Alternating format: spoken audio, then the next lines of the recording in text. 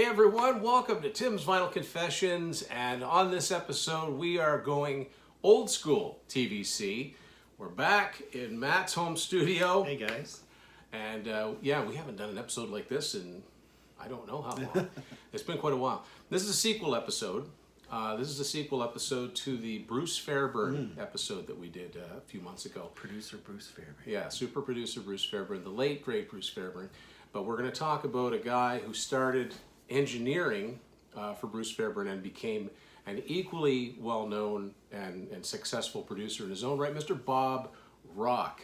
So on this episode, this is going to kind of pick up where the Bruce Fairbairn episode left off, and we're going to feature albums, just some of them, because there's a lot, and he's produced a lot of different artists, that Bob Rock produced, not just engineered. So I guess we're going to flash back a little bit to chronologically the last album that came out where Bob Rock is credited as engineering, and that would be Bon Jovi, New Jersey, which came out in September of 1988. After that, Bob was, well actually, whenever that engineering was done, the first album just credited to Bob Rock that we're going to show you came out in spring of '88. This is the self-titled first album from Kingdom Come on Mercury. And James Kotak on drums. Oh yeah, Rick Starr. Some of these guys actually ended up in Warrant later, but yeah. Of course, Lenny Wolf on vocals, and Danny Stagg on lead guitar. Yep. Produced by Bob Rock and Lenny Wolf. Yeah. So right away, this establishes, what Bob Rock would become known for. That big, kind of continuing the Bruce Fairbairn, the Vancouver loading bay drum sound, just huge drum sound. Of course, that album took a lot of crap because everybody said it was ripping off Zeppelin, but whatever. But yeah, that was a platinum album. That was a successful album, and so Bob Rock started becoming, not just an engineer, but a producer. And I think the very next thing that he worked on is one of Matt's favorite albums, and definitely one of his favorite bands. The Cult's 1989 album, Sonic Temple. I've spoken about this a lot. This was actually the first live show I ever saw. Was the Cult on this tour in a December snowstorm. We had to drive quite a few hours. And it was Bonham. Yes, Bonham's band opening. So the Cult Sonic Temple. So this was, people have called this essentially the Billy Duffy album. The Cult never gives you the same exact album twice in a row. Yeah. So if Electric's even kind of. But if Electric was Rick Rubin's kind of pet project, making them sound like AC/DC, this was now we're going to go for the stadium rock. Yeah. Probably their biggest selling album too, wasn't it? Yes, it is. They were ahead. Metallica and Guns N' Roses were opening for them on this tour. I think it was the first top 20 kind of. Firewoman almost hit the U.S. top 40. I think it peaked at 46, which is a pretty heavy song to get. And I still hear that song a lot. Firewoman. And we can see over here, Matt saw the 30th anniversary. Yes, right? So good. Yeah. So and then of course that was a platinum album, at least single platinum, and then the next thing that Bob produced, unfortunately, remains kind of a cult album. It never certified. I've talked about it a lot. Peter Kerr, Rock Daydream Nation has talked about it a lot. You finally got me into this album. It's a much-loved album. The debut album from Blue Murder, of course, John Sykes coming from Whitesnake, who Bob Rock did some engineering in Vancouver. Okay. I don't think he was credited on the 1987 album, but that's how they got to know each other. But I mean, this has that huge sound. I mean, Carmine Apice's drums never sounded so big. It's it's a stadium rock album that never made it to the stadiums. And a super unique kind of fretless bass sound on there. Yeah, Tony Franklin, the fretless monster on bass, and just a great album. Those who know it love it. And that was the next thing he produced. And of course, one of the first really big album, and I think the reason that really got Bob Rock on people's radar as a producer. You want to show this one off. Here's an original copy, believe it or not, of Motley Crue's Dr. Feelgood, September '89.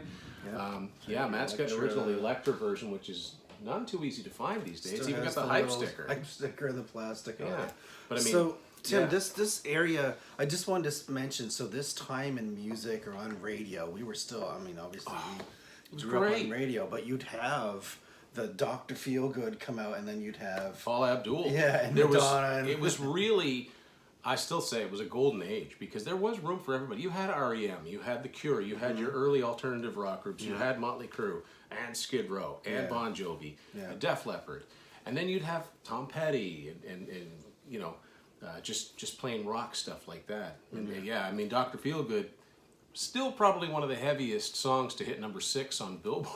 I mean, that just shows you how popular this kind of music was, right? And Bob at this point, still producing a Little Mountain in Vancouver. We talked a lot about Little Mountain Sound on the first episode, on the Bruce Fairbairn episode. You know, there's a lot of back and forth because Steven Tyler sings on this. He sings on Slice Your Pie. Bruce Fairbairn's producing, you know, Aerosmith's Pump, you know, one of their best albums.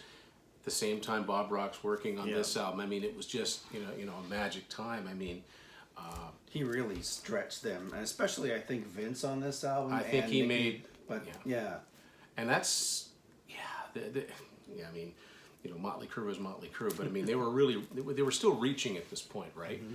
And so yeah, that was, you know, an absolutely huge album. The next album to talk about is an album that sadly, even though it went gold, it didn't perform compared to this guy's previous solo efforts, and it ended up, this was in the delete bins for years. David Lee Roth, A Little Ain't Enough, which came out in early 1991, and this is actually a Bob Rock production. Terrific sounding album. Great sounding album, fantastic songs. You know, this is the Jason Becker album. Little longer than a lot of his albums. Like I found some of his stuff was shorter. This has got really a unique. Yeah, it's not long like Padded. No, it's just a solid 12 song, probably 45-50 minute album. I'm not sure, but I mean, it's just got great songs on it. And yeah, you don't necessarily, you kind of forget that this album, like that David Lee Roth worked with Bob Rock, because it doesn't necessarily come to mind. Oddly enough, Van Halen would end up working with Bruce Fairbairn, but yeah, a good album, deserves another look. If it's languishing in your collection somewhere, pick it up and look at it. And then of course 1991, the big story in 1991, if, you know, Dr. Feelgood I think was a 4 or 5 million selling album. It was a major story. Well, the first time that Bob Rock produced an album that was certified diamond was the Black Album from Metallica. Now what I'm holding up here, I want to draw mention to this. Classic Albums. This is a UK series that was done, and it's a great series. I wish they still made them. I wish they made more. But this talks about the making of this, and Bob Rock features heavily into this album. I mean, we're coming off And Justice for All, which was a big album for Metallica, and it was a breakthrough in some ways. Their first video and their first, you know, hit single. It was very stark sounding, no bass, no discernible bass guitar. This is a big, thumping, heavy.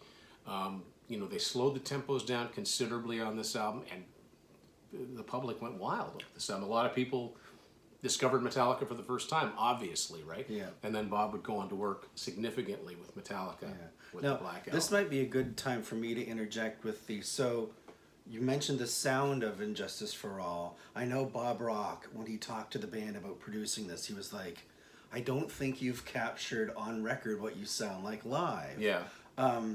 One thing I wanted to point out is I find a lot of the times Bob Rock is not just producing the albums, but he's actually giving them a sound or changing their sound or doing something different. Like especially with, I'll get into it later, but like with the Cult, with Metallica, like it's not what you expect. Yeah, it was a different sound for them. And he's not just a producer, but he's like...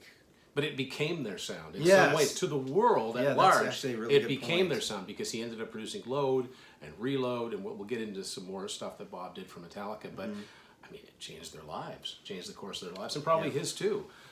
Even though, you know, Lars Ulrich claims he didn't want to work with them again. Because he pushed them. If you've ever watched, we got it back here somewhere, a year and a half in the life of Metallica. Excellent documentary, 2-part documentary, but the first part deals with the making of the Black Album. And this time it wasn't just in Vancouver, they're making it in LA. Yeah, and then one-on-one? One-on-one, and then some of the stuff was done in Vancouver, but he made them work really hard. He really pushed James Hetfield to the limit as a vocalist, and you know, James's vocals would only get better. You know, he really pushed Kirk Hammett, you know, famously on his solos. You know, Jason Newsted loved it because the bass is very prominent. But yeah, the Black Album, right? I mean, it still sells to this day. So, and then a fun album that kind of came out that. Yeah, people forget about this one. I kind of forgot about it too, but Matt has a copy of it. This came out in, I think, fall of '92. This is Rockhead. That's a Hugh Syme cover. I thought it was, and I looked it up, and it is. This came out on Capitol. Bob Rock's is it kind of like a pet project? Or yeah, I think so. I mean, I think if it had taken off, he might have done a couple more albums. Bed of Roses, the lead single. Yeah, that you can see that as a video. Yeah. I think these were all Vancouver guys. Other than definitely Hugh Syme. So Bob Rock, of course, I mean, he was one half of the Payolas and then Rock and Hyde and all that. But this was his first, after becoming a successful producer, I think this was his first foray into being a recording artist again. Because, I mean, people forget, he's a great guitar player too. And that album, oddly enough, came out, if my memory serves, this was our first year of communication arts, when we met back in '92. Yeah, very early. Right around the same time, of course, Bob Rock engineered New Jersey. He also engineered Slippery When Wet, but for the first time, he produced Keep the Faith, which was the first Bon Jovi album. In 4 years, it was a comeback, Oh no, they cut their hair. Yeah, we didn't know, as fans, we didn't know was there going to ever be a Bon Jovi record again, because John had put a solo album out, Richie put a solo album out, but here they are. Now, my understanding is they wanted to work with Bruce Fairbairn on this, but he was tied up producing Get a Grip, and that was an elongated, that was a long time coming out. So they ended up producing, and it's a tougher sounding album. It doesn't sound that. I don't think it's as different as people thought it was. I think people were listening with their eyes. Exactly. Because it's not. That's why I made the silly comment about the cut. It's not that big a change from, say, New Jersey. If you listen to this album. It's a good sounding album. It's a good album. To me, it's the last really good Bon Jovi album. Yes. This is a great album. We saw them twice on this tour. Met That John. helps. But yeah, this says Bob Rock's signature all over it. Oddly enough, a completely different song called Bed of Roses on this one. Couldn't be any more different. But yeah, that was, and that was, in North America, I think it did decently, especially considering the times and how the music had changed, the music industry.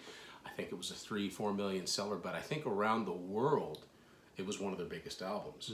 They really, this is when they went from, I think this is when they became a very global band. Yeah. And, grunge was in full swing in 90. Yeah, and they still managed, they held their own. And then the next thing to come out, like A Little Ain't Enough, is an album that sadly, they overproduced it. So you could easily find this very cheap with a cut taken out of it. Self-titled Motley Crue album. Of course, Bob Rock continued to work with Motley Crue. After Dr. Feelgood, he did the new songs from the Decade of Decadence, including Primal Scream, my favorite Motley Crue song. That's where we thought they were going to go. I was really hoping they were going to go in that, I called it a smarter direction. And they did, but they lost Vince Neil, which meant that to many people that was not Motley Crue. They got John Corabi and they put out what I think is a really, really good heavy rock album. Yeah. And it sold well initially and it went gold, but it's, some people like it, some people don't. I happen to really, really like it. I've gone on record as saying it's the best Motley Crue album. It's my second favorite, but I'm very close for me. Yeah. So later in '94, of course, a band that was in better shape than most to adapt to, right? Because they were kind of an influence on a lot of the alt rock bands, and like you said, they never had the same sound twice. We've skipped over an album by them because he didn't produce it, but imagine going from Sonic Tempo to this. This is their alternative record. Yeah. You're talking about, the core of the Cult are still here, Ian Astbury and Billy Duffy. Yeah. They've got a new rhythm section, a bunch of young guys. And, for me, I had just moved away from home for the first time, quite a ways away, and this was one of the first albums that I picked up. And you can tell by looking at look at the back cover. I mean, obviously, people call this the Black Sheep album. I guess that's a kind of a ram or black. I don't know what it is. But I mean, you can just tell by the packaging and the blurred photo of the band. Yeah, even the way the song titles are written, it is so very mid-90s, right? Yeah. Now, one thing, again, talking about the changing of the sound, so you never really think of, Jamie Stewart was a terrific kind of driving bass player, but I'd never think of the Cult albums as having a really intricate kind of bass sound, but this one starts off, the song Gone is like boom boom dum dum, like it's like, what, this is not the Cult, what, this really threw me for a loop. It took me quite a few years to get into this record. Yeah. So this is the I remember seeing the video for Coming Down and wondering what Matt was living with, wondering, I don't know what Matt thinks about this, because it's a harsh sounding production. It's not at all. It doesn't sound like a Bob Rock production, but that just proves that Bob Rock could be a chameleon.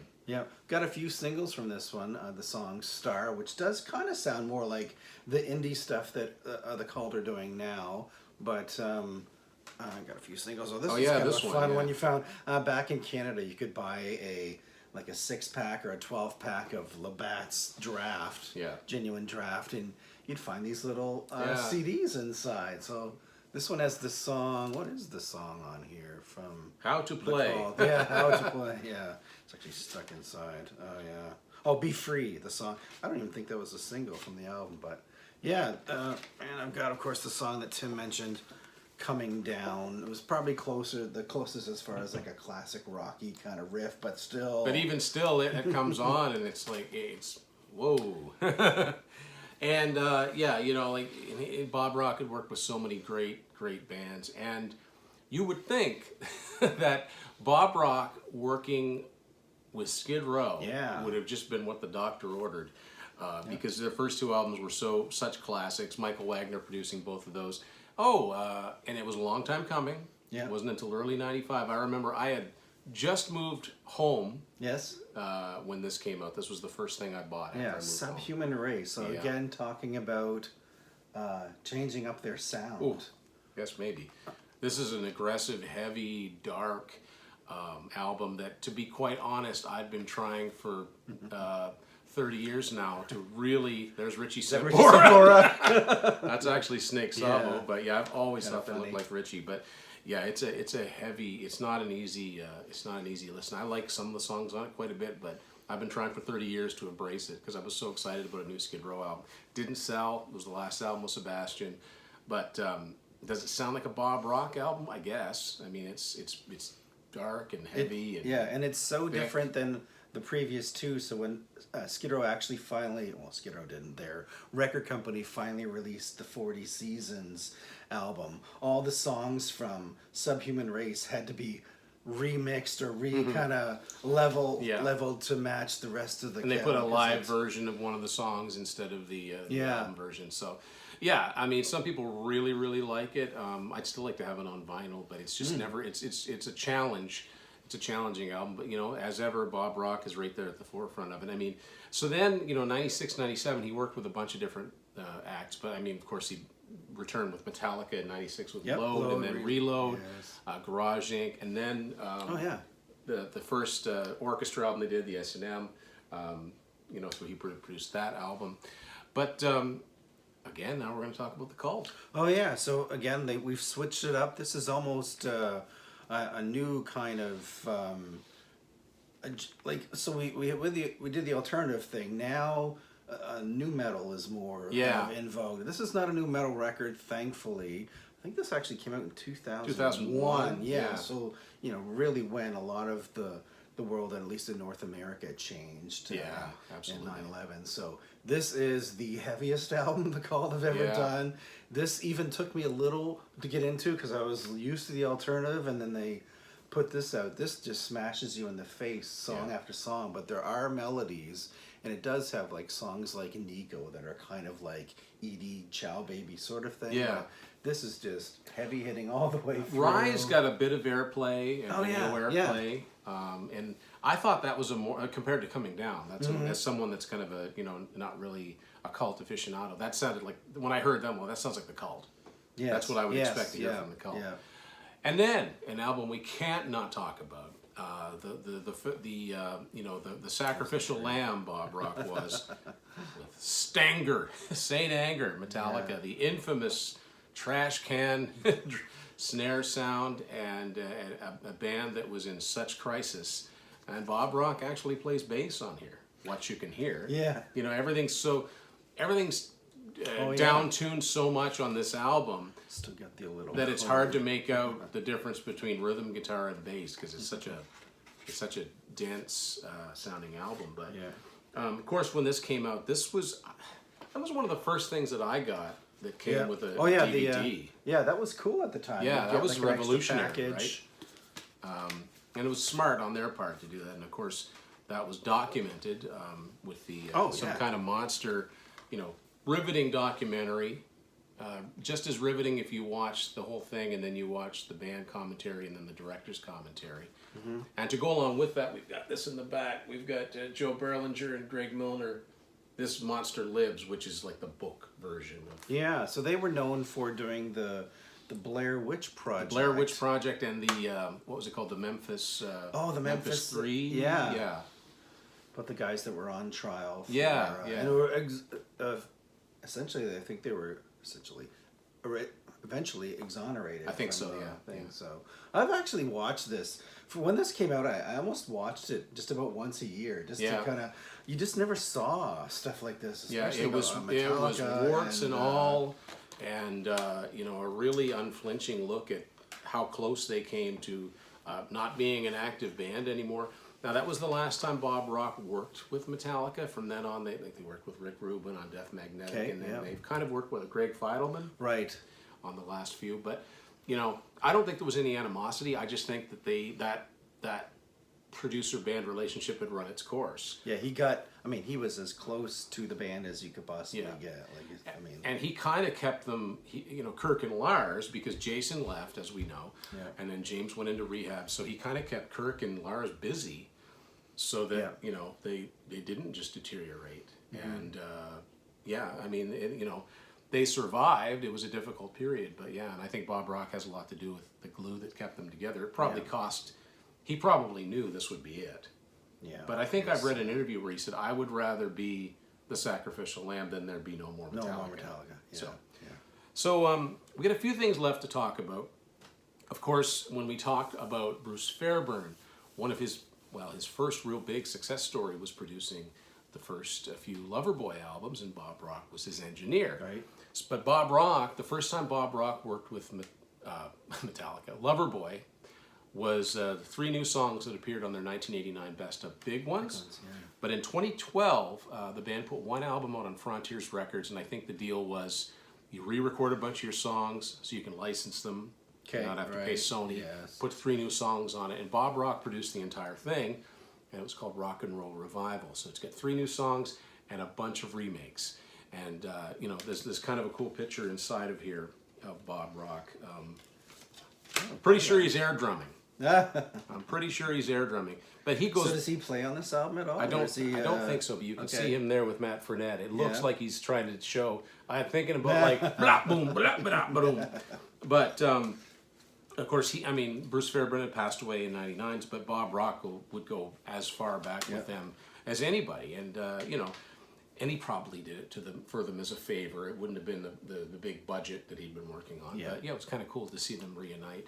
And then the next thing Matt's got is one more Cult album. Okay, so he's still, he got back in the fold with the Cult. There was a while there when anytime you'd hear from Ian Astbury, he was like, I don't know if the album format is going to be a thing for us anymore. And they did these kind of EPs and that sort of thing, but this is the latest album, I think, that he produced for them. They've got one more after here. I think they used a different guy.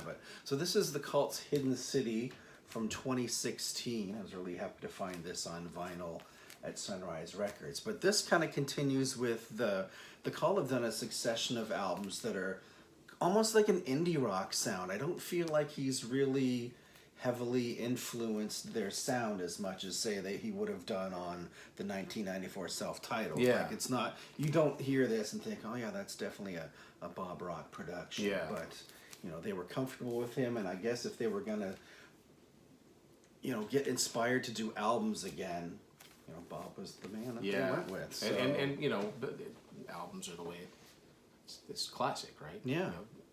And the last thing I've got to talk about is it's surprisingly, an artist who was synonymous with Vancouver was writing songs that people like Prism and Loverboy and even Kiss were recording, but never worked with Bruce Fairbairn at all, and only worked with Bob Rock in 1998 on his album On a Day Like Today. So the most recent thing I've got to talk about is Bryan Adams' 2019 album, Shine a Light. This is produced by Bob Rock. And it's just a good, you know, sometimes it's not so much that it sounds like a Bob Rock recording, it's got a really good recording. So there you go. That's, I know we've glossed over a bunch. I mean, he's worked with everybody. Michael Bublé, the Michael Bublé, Our Lady Peace. Yeah. I mean, he's worked with the Offspring, like Joan Jett, like, you know, you look up his discography, it's pretty, you know, Veruca Salt. So Bob Rock, you know, what a, you know, the dream team of producers, you know, from little old Vancouver. And so I hope you enjoyed this episode. If you haven't watched the Bruce Fairbairn episode, I'm going to have a link to it at the end of this video. Don't forget to hit subscribe.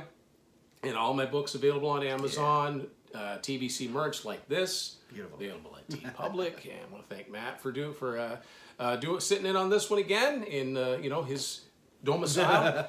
And we'll see y'all again on Tim's Vinyl Confessions. Go listen to something with Bob Rock's name on it.